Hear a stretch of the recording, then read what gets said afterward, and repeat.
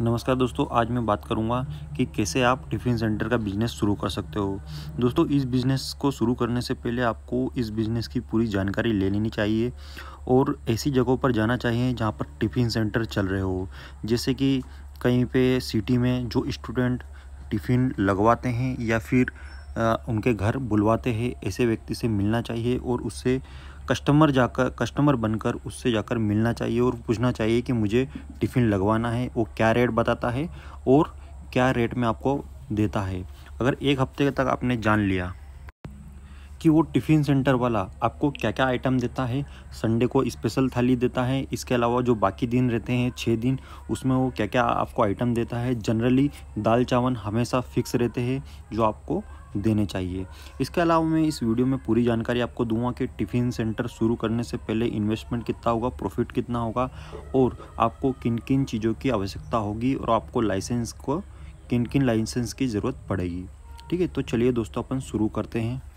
तो दोस्तों, अगर मैं सबसे पहले बात करूं तो ये बिज़नेस कहाँ पर खोलना चाहिए। दोस्तों, जनरली ये बिज़नेस ये बड़े कस्बे या फिर सिटी हो वहाँ पर खोलना चाहिए, क्योंकि वहाँ पर स्टूडेंट हो गए या फिर कॉलेज के स्टूडेंट हो गए तो वो वहाँ पर पढ़ने आते हैं और बाहर से जो भी व्यक्ति आते हैं या फिर वो सिंगल रहता है तो उसको टिफ़िन सेंटर की ज़रूरत पड़ती है, क्योंकि वो इतना खर्चा अफोर्ड नहीं कर पाता कि रोज़ रोज़ होटल में जाके खाना खाए। तो वो चाहता है कि 50 से 60 रुपये में मुझे एक ऐसी थाली मिल जाए जिससे मेरा खर्चा भी कम लगे और मुझे भोजन भी अच्छा मिल जाए। इसलिए वो टिफ़िन लगवाना चाहता है और टाइम से मिल जाए, ताकि मेरे को जाना भी ना पड़े और जाना भी पड़े तो ऐसी जगह जाना पड़े जहाँ पर मेरा डेली रूटीन हो, उधर से आना जाना हो। तो इसलिए वो व्यक्ति टिफ़िन सेंटर पर जाना चाहेगा और लगवाना चाहेगा। ठीक है, तो ये जगह जो खोलने की जगह है, या तो आप इसको अपने घर पर भी खोल सकते हो अगर आप सिटी में हो। अगर आप सिटी में नहीं हो तो आपको सिटी में जाकर आपको किराए से रूम लेना पड़ेगा और वहाँ पर टिफ़िन सेंटर खोलना पड़ेगा। दोस्तों, इस बिज़नेस में अगर मैं रिस्क की बात करूं तो कोई भी रिस्क नहीं है, क्योंकि इसमें ज़्यादा आपका खर्चा नहीं आने वाला है। आपको कम से कम 25 से 30 हज़ार में आप इस काम को आसानी से शुरू कर सकते हो, लेकिन आपको खाने की क्वालिटी मेंटेन करके रखना है। आजकल जनरली 60 रुपये पर प्लेट के हिसाब से खाना चलता है, अगर मैं मेरे इधर की मध्य प्रदेश की बात करूँ। और आपको कॉम्पिटिटर्स का ध्यान रखना है, यानी कि अदर जो टिफ़िन सेंटर चला रहे हैं उनका ध्यान में रखते हुए आपको टेस्ट भी अच्छा देना है और भोजन की क्वालिटी भी अच्छी देनी है, जिससे आपका बिज़नेस अच्छा खासा चल सके और कोई रिस्क ना हो, उसमें डाउन होने का कोई चांसेस नहीं रहे। दोस्तों, सबसे पहले अगर मैं लाइसेंस की बात करूं तो टिफ़िन सेंटर बिज़नेस के लिए आपको सोपेक्ट लाइसेंस बनाना पड़ेगा और नंबर 2 बहुत ज़रूरी जो है वो है FSSAI लाइसेंस। इसका मतलब होता है food safety and standard authority of India. ये लाइसेंस इसलिए बनाया जाता है क्योंकि आप फूड से रिलेटेड बिज़नेस कर रहे हो, तो आपको इसके लिए FSSAI लाइसेंस लेना पड़ेगा। इसके अलावा GST नंबर भी आपको लेना पड़ेगा। ये 3 चीज़ें हैं जो आपको करवानी पड़ेगी।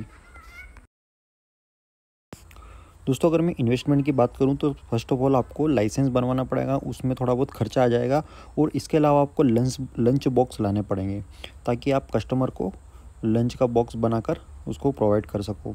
तो आपको 30 से 35 लंच बॉक्स शुरुआत में लाने पड़ेंगे। इसके अलावा आपके घर पर भी उसको खाने के लिए बुला सकते हो, जिसके दौरान आपको प्लेट्स लगेगी। वो प्लेट आप सर्व कर सकते हो वहाँ पर जब आपके घर हुआ खाना खाने आए।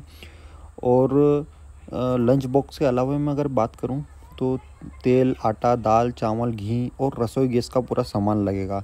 तो इसकी अगर इन्वेस्टमेंट की बात करूँ मोटा मोटा, तो इसमें भी 5 से 10 हज़ार रुपये आपको खर्चा आ सकता है, मैक्सिमम 10 हज़ार रुपये।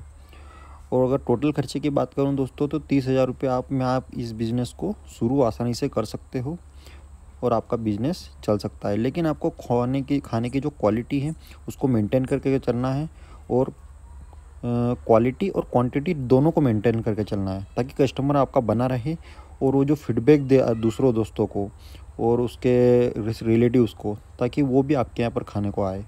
ठीक है, जिससे आपका जो मार्केटिंग है आपके बिज़नेस की वो बढ़ेगी और कस्टमर आपके पास ज़्यादा आने लगेंगे।